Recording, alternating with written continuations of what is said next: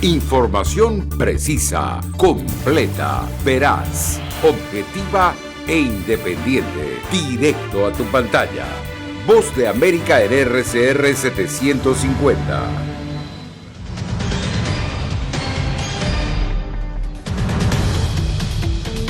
Recomiendan suspender la aplicación de vacuna de Johnson & Johnson en Estados Unidos. Recuperar cuerpos de migrantes, triste tarea en el Río Grande. Además, Honduras niega compromiso para poner militares en la frontera. ¿Y quién dirigirá la Oficina de Aduanas y Protección Fronteriza?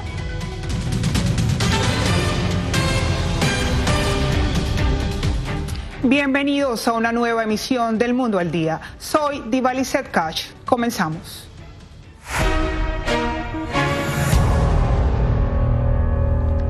Las autoridades de salud en Estados Unidos solicitaron que se suspenda la aplicación de la vacuna de Johnson & Johnson, que ya recibieron unos 7 millones de estadounidenses. Laura Sepúlveda nos tiene todos los detalles. Como un raro y severo coágulo de sangre en el cerebro han calificado los Centros para el Control y Prevención de Enfermedades CDC y la Administración de Alimentos y Medicamentos FDA el hallazgo en 6 receptores de la vacuna de Johnson & Johnson, lo que se suma a bajos niveles de plaquetas. Los casos, uno de los cuales terminó en muerte, se registraron en mujeres entre los 18 y 48 años. Tuvieron lugar entre 6 y 13 días después de la vacunación, por lo que las entidades recomiendan suspender su uso indeterminadamente. El doctor Peter Marks de la FDA explicó. La causa probable que creemos puede estar involucrada aquí, que podemos especular, es un mecanismo similar que puede estar sucediendo con la otra vacuna vector viral agno, es decir, que esto es una respuesta inmune que ocurre muy raramente. Dolor de cabeza severo o abdominal en el pecho o en la pierna y o dificultad para respirar son síntomas que deben alertar al paciente de que debe ser visto de inmediato por un especialista. Dan Fennelly, doctor en patentes farmacéuticas, asegura que el hallazgo no debería ser razón de preocupación o desconfianza de las vacunas. Es la forma en que el proceso de la FDA y los CDC deberían funcionar con cualquier cosa que esté fuera de lo común. A lo que agrega que es muestra de que la seguridad es prioridad, más aún cuando en Estados Unidos entre la población joven aumentan los casos de contagio por la variante conocida como inglesa, que ahora se convierte en la variante dominante y más contagiosa en el país. Laura Sepúlveda, Voz de América. El equipo de protección civil en Reynosa, México, arriesga su vida para recuperar los cuerpos de quienes perecen en las aguas del Río Grande. Celia Mendoza acompañó en un recorrido a estos profesionales. En las oscuras aguas del Río Grande. Hemos tenido recuperación de menores desde 2 años, 14 años. Terminan los sueños de miles de inmigrantes cuyos cuerpos son recuperados por los miembros del equipo de protección civil y bomberos de Reynosa, México. Allí el comandante de bomberos Marco Antonio Llanas Quintero ha servido por más de 2 décadas. Experiencias muy tristes ahí con los familiares, más que nada, cuando son menores. Las autoridades mexicanas y estadounidenses cooperan en las labores de rescate a lo largo del Río Grande y también trabajan de manera común para recuperar los cuerpos de aquellas personas que no lograron llegar a su destino final. Los cuerpos están atrapados porque abajo del río hay ramas, basura, piedras. Entonces estos muchachos se tienen que sumergir para destrabarlos de esta situación. Así lo explicó a La Voz de América Lisette Rodríguez López, encargada del despacho de protección civil y bomberos de Reynosa, desde uno de los botes de rescate, desde donde se aprecian en la orilla los restos de las lanchas inflables abandonadas, un recordatorio de la presencia de los llamados coyotes, quienes no controlan el caudal del río ni cuentan a los inmigrantes ahogados.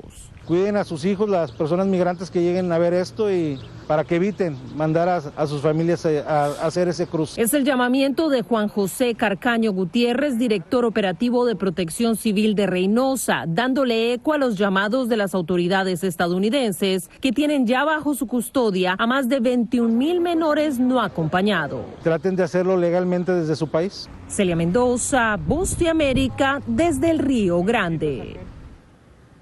En Honduras, el gobierno y expertos reaccionan ante las nuevas medidas anunciadas por el gobierno de los Estados Unidos para frenar la migración irregular. Oscar Ortiz tiene el informe desde Tegucigalpa.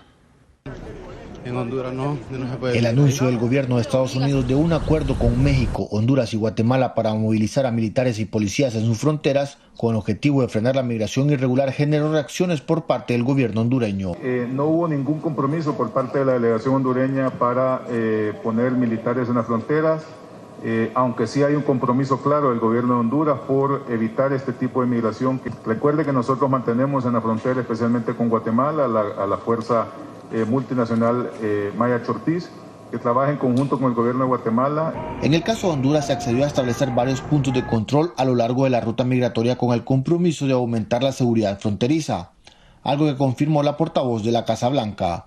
Para este experto en temas migratorios, es difícil que Estados Unidos cumpla su objetivo de frenar la migración irregular. Definitivamente, pues va a ayudar a reducir el crimen transnacional, especialmente el tráfico de dinero, de armas, de drogas y de alguna forma el tráfico de personas, pero no podrá reducir sustancialmente el tema migratorio porque sus raíces se encuentran en la lucha contra la corrupción, contra el narcotráfico, contra la impunidad, la falta de oportunidades. En las últimas semanas se han reportado más de 172,000 detenciones en la frontera entre Estados Unidos y México. De estos, 19,000 casos corresponden a menores de edad, situación que se ha aumentado en las últimas semanas. Oscar Ortiz, Voz de América, Honduras. La Casa Blanca anunció la selección de un antiguo crítico de las políticas inmigratorias del gobierno Trump como nuevo director del ente responsable de la custodia de la frontera. Arnaldo Rojas examinó su carrera. De ser confirmado por el Senado, Chris Magnus dirigirá la Oficina de Aduanas y Protección Fronteriza, ahora que la dependencia hace frente a números récord de entradas irregulares por la frontera sur de Estados Unidos.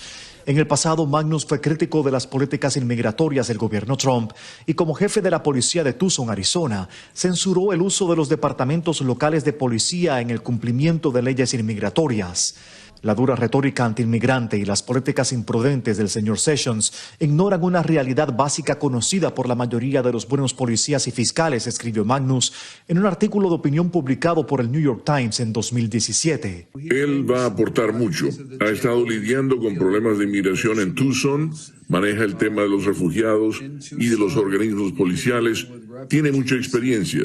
En 2020, Magnus rechazó formar parte del programa federal que otorga fondos a los departamentos locales de policía que colaboran en estrategias de protección fronteriza, una postura que le criticó el sindicato de policías de Tucson. Los despliegues de Stone Garden han resultado en cientos de arrestos que no habrían ocurrido sin este dinero federal. Además, los despliegues de Stone Garden han sacado incontables armas y drogas a las calles de Tucson. Hijo de inmigrantes noruegos y con más de 30 años de carrera policial, Magnus es descrito por la Casa Blanca como una persona que ha desarrollado una reputación de líder policial progresista, centrado en la construcción de relaciones entre la policía y la comunidad, promoviendo reformas e insistiendo en la responsabilidad policial. Arnaldo Rojas, Voz de América. Para el 11 de septiembre de este año, Estados Unidos retiraría paulatinamente a todas sus tropas de Afganistán, según informan medios estadounidenses. Se espera que el presidente Joe Biden formalice el anuncio este miércoles. La fecha coincide con el 20º aniversario de los ataques del 11 de septiembre de 2001, que llevaron al país a una guerra que aún no cesa.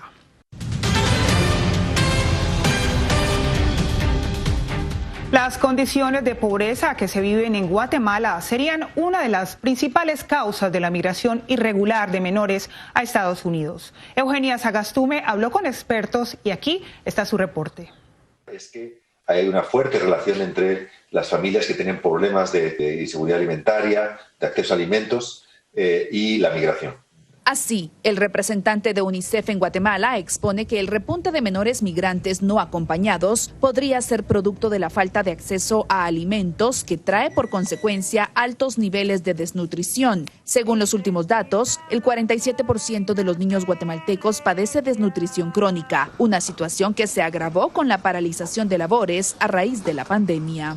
Es que ha habido un aumento fuerte de la inseguridad alimentaria de las familias. además de las graves secuelas de los huracanes Eta e Iota en comunidades de donde ha migrado una significativa cantidad de menores. Muchos de los niños deportados de los últimos meses que provienen de estas localidades. Eso nos dice claramente que la situación de crisis económica, de falta de alimentación, ha sido uno de los principales factores que han impulsado a estos niños desesperadamente a migrar. Para el analista Fernando Castro, la migración se ve como una opción para no morir de hambre. Uno de los factores que estaba promoviendo lo que es la migración de menores y de familias es las falta de condiciones y sobre todo lo que es la hambruna. Guatemala ocupa el primer lugar en desnutrición en América Latina, según la Organización de las Naciones Unidas para la Alimentación y la Agricultura. Eugenia Sagastume, Voz de América, Guatemala. El gobierno mexicano intenta reubicar migrantes situados frente al puerto fronterizo del Chaparral, pero el campamento sigue creciendo. Vicente Calderón nos muestra en su reporte desde Tijuana. Autoridades mexicanas tratan de retirar a quienes acampan en el Chaparral, ofreciendo llevarlos a albergues en Tijuana. Ningún albergue de acá de México es una opción, si no es del otro lado y bajo las leyes de las autoridades de Estados Unidos. Los migrantes piensan que aquí tienen más posibilidades de pedir asilo en Estados Unidos, algo que la administración Biden niega en mensajes como este. Esperar en un campamento, como sucede en el Chaparral, no les dará acceso prioritario para solicitar asilo o entrar a Estados Unidos. La Comisión Nacional de Derechos Humanos calcula 2,000 personas en unas 320 carpas. Por más de un mes estuvieron sin servicios sanitarios. Defensores de los migrantes propusieron instalar baños, pero dicen que funcionarios del gobierno de López Obrador se opusieron. Tiene toda una gama burocrática que no está respondiendo a esta emergencia. Grupos comunitarios llevaron 4 sanitarios, pero no fueron suficientes. Además, los migrantes denunciaron el acecho de delincuentes y negligencia de las autoridades. Hemos tenido percances y hemos acudido a las leyes y no nos han ayudado. Finalmente, las autoridades trajeron 20 baños portátiles, duchas y otros servicios. No les estamos pidiendo requisito alguno para poderlos incorporar al sistema educativo, ¿sí? O también para el sector salud. Hay denuncias de que traficantes de personas vienen a tratar de convencerlos de cruzar ilegalmente, lo que en algunos casos afirman ha terminado con migrantes secuestrados. Vicente Calderón, Voz de América, Tijuana. Ante la pandemia del COVID-19, cada vez más la aplicación de la vacuna contra la meningitis está siendo cancelada o retrasada en los niños. Sofía Pisani nos informa. Argentina, Brasil y Estados Unidos encabezan los países de la región en los que se ha omitido la vacuna contra la meningitis durante el 2020, por lo que advierten de un posible resurgimiento de esta enfermedad, así como otras, cuando aún no se ha terminado la pandemia del coronavirus. Aquí hemos visto que hay como un vacío de información de que el 99% de los padres consideran las vacunas contra la meningitis muy importantes, pero incluso el 50% de ellos han tenido que cancelar o interrumpir esta vacunación. Según datos de la Organización Panamericana de la Salud, la meningitis es una enfermedad que causa a nivel global 300.000 fallecimientos al año. Además, puede ser mortal en 24 horas y solo se evita con la vacunación. Para prevenir los brotes de la enfermedad meningocócica hacen falta 2 vacunas diferentes. Una vacuna contra el serogrupo B y otra vacuna diferente que ayuda a proteger contra los otros 4 serogrupos. Siendo el COVID-19 la principal causa por la que los padres han evitado ir a los centros de vacunación a colocar vacunas esenciales a sus hijos, la doctora Ruiz asegura que ir a vacunarse es seguro. Ellos han asegurado que sus centros de salud estén limpios. Justo cuando el 24 de abril se conmemora el Día Mundial de la Meningitis, diferentes organizaciones de salud impulsan evitar brotes de propagación pese a la pandemia del COVID-19. Sofía Pisani, Voz de América, Washington. Hoy en el Capitolio de Estados Unidos se rindieron honores a William Evans, el oficial de policía muerto durante el ingreso de una turba violenta de partidarios del expresidente Donald Trump el pasado 6 de enero. En la ceremonia, el presidente Biden oró y llamó a Evans un héroe.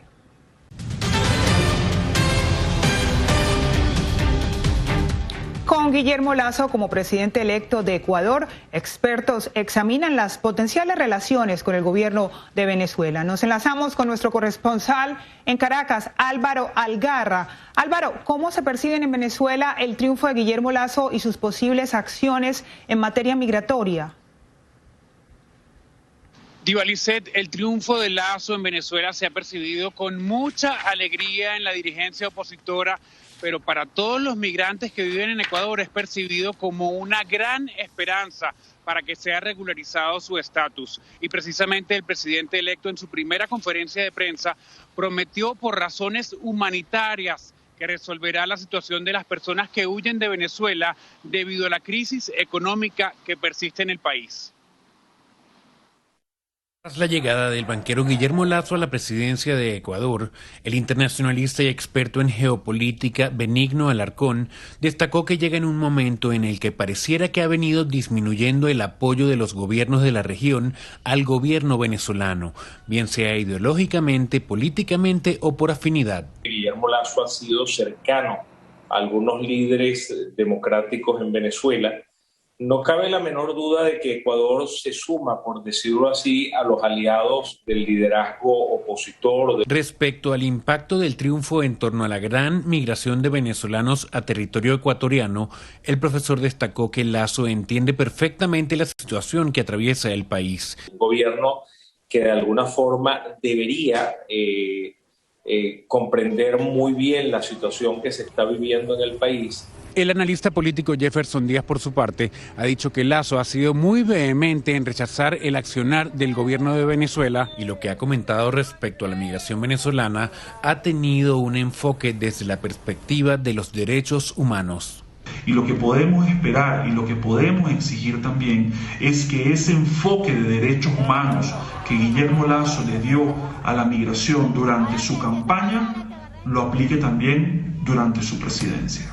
Aunque no se ha pronunciado tras la elección, en días previos al proceso, Nicolás Maduro abogó por el respeto a la decisión del pueblo ecuatoriano y lo que denominó la soberanía popular.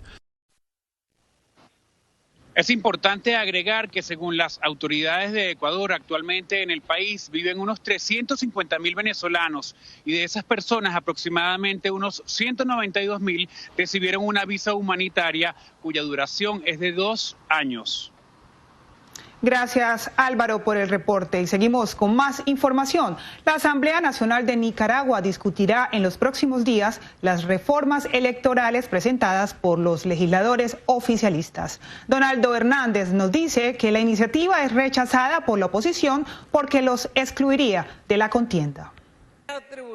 En Nicaragua, los diputados del partido oficialista presentaron su propuesta de reformas electorales en la Asamblea Nacional, la cual impide a los partidos políticos y candidatos recibir financiamiento del exterior e inhibe a quienes promuevan sanciones contra la administración de Daniel Ortega.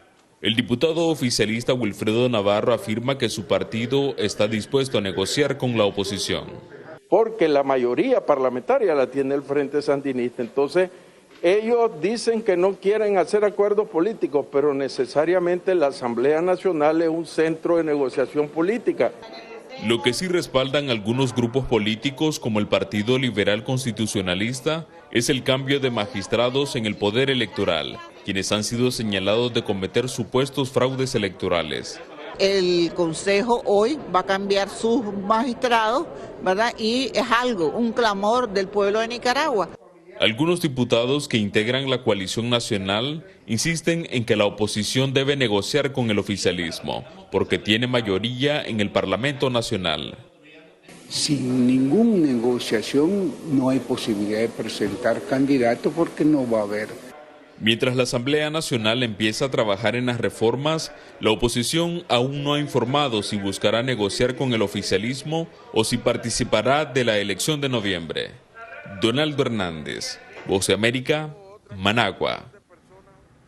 Una noticia de salud. Según reportes, el cáncer de mama es uno de los factores más frecuentes de muertes entre las mujeres en América Latina. Yair Díaz nos trae la historia de una sobreviviente. A uno le dicen cáncer y la palabra acá es muerte. Ella es María Irma Ramírez, una de las mujeres que ha sobrevivido a un cáncer de mama en la región. Hemos tenido muchísimos casos parecidos, algunos que no son de tanto éxito como el de ella. Y es que según datos de la Organización Panamericana de la Salud, cerca de 462.000 mujeres en las Américas son diagnosticadas y 100.000 fallecen cada año, siendo la segunda causa principal de muerte en esta población. Cuando yo estuve acá se murieron 3. María Irma, quien fue diagnosticada hace 5 años, inició tratamiento en la unidad de oncología de la Clínica San Rafael, hasta donde llegan decenas de mujeres colombianas buscando ayuda frente a un problema de salud pública que va en aumento. Nosotros tenemos más de 10.000 pacientes atendidos de cáncer, tanto desde el punto de vista clínico como quirúrgico. Detectarlo a tiempo ayudaría a la reducción de la mortalidad por esta patología en las mujeres de América Latina, como le ocurrió a María Irma. Que si se descubren una bolita o algo, no duden en ir donde el médico y que exijan que les hagan la mamografía o la ecografía, lo que sea, pero que no se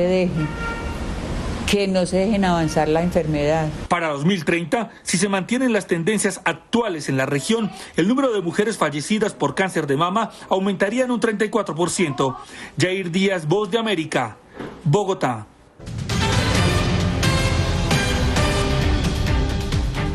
La pandemia del COVID-19 y el desarrollo cerebral de los niños tienen conexión. Según una neuróloga pediátrica, el aislamiento forzado afecta a esta población. Alonso Castillo hizo la entrevista.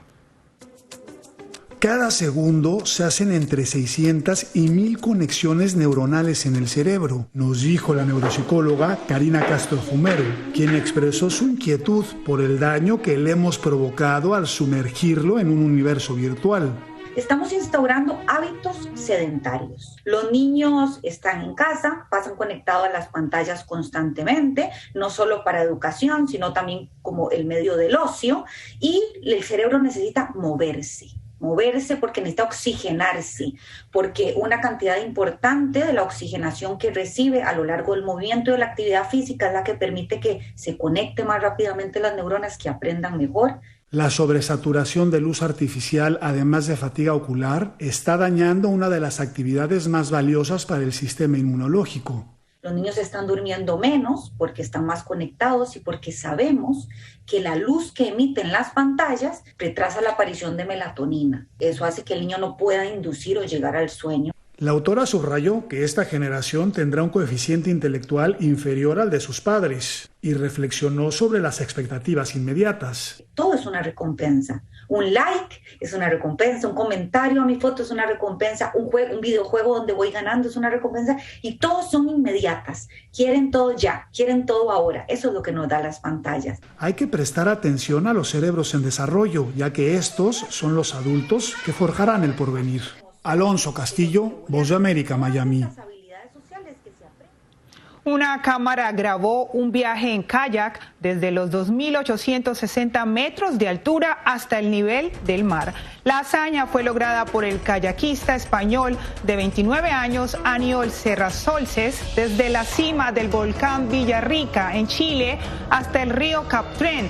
Atravesando nieve, tierra y agua, el deportista tuvo que esquivar árboles y rocas en su camino, alcanzando una velocidad de hasta 100 kilómetros por hora. Con estas imágenes me despido de ustedes. Soy Divalizet Cash. Hasta la próxima.